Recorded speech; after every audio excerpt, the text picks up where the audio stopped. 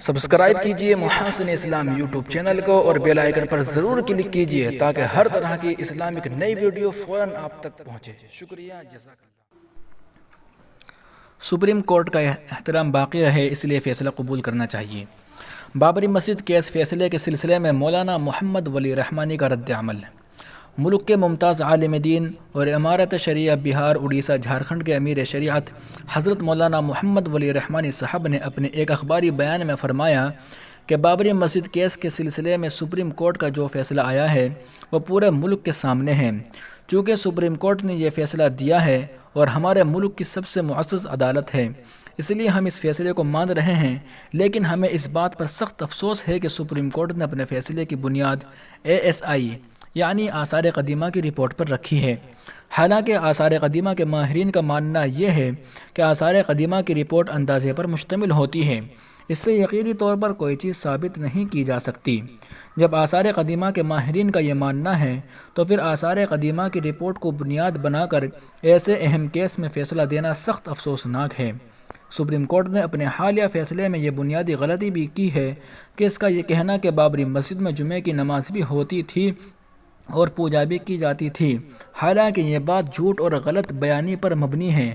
بابری مسجد میں 1949 سے پہلے کبھی بھی پوجا نہیں ہوتی رہی ہے، البتہ سیدھا رسوئی والا جو حصہ مسجد کے باہر تھا اور جہاں ہندوؤں اور مسلمانوں کے حصوں کو الگ الگ کرنے کے لیے عدالت سے لوہے کی چالی لی گئی تھی، وہاں سیدھا رسوئی پر پوجا ہوتی تھی۔ ایسی غلط بات کو تسلیم کر لینا بھی انصاف کے تقاضوں کے خلاف ہے۔ اس حقیقت سے بھی لوگ واقف ہیں کہ 1979 سے پہلے خود ہندو فریق نے کبھی یہ دعویٰ نہیں کیا کہ مسجد کے بیچ کے گنبد کے نیچے رام جی کی جائے پیدائش ہے۔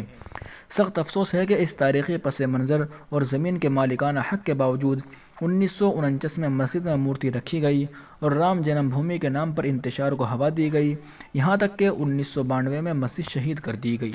یہ بات بھی کیسی تعجب انگیز ہے کہ یہ کیس ٹائٹل سوٹ کا تھا، یعنی کورٹ کو یہ طے کرنا تھا کہ زمین کس کی ہے۔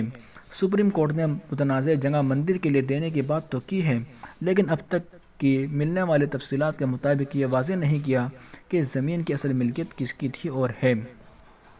سپریم کورٹ کے حالیہ فیصلے پر ہمارا صاف صاف یہ کہنا ہے کہ ملک کی سالمیت اور سپریم کورٹ کے احترام میں اس فیصلے کو قبول کرنا چاہیے، مگر اس فیصلے سے انصاف کے تقاضے پورے نہیں ہوئے، اور سپریم کورٹ کے پورے احترام کے ساتھ ہمارا یہ کہنا ہے کہ ہم اس فیصلے کو خلاف حقیقت سمجھتے ہیں۔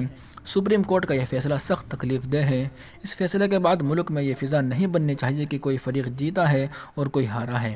گورنمنٹ کی ذمہ داری ہے کہ وہ ملک میں امن و امان کو قائم رکھے اور صرف مسلمانوں سے امن کی اپیل کرنے کے بجائے ملک کے تمام باشندوں کو امن و امان کی بحالی اور بد امنی سے بچنے کا پابند بنائے۔ شکریہ، جزاک اللہ۔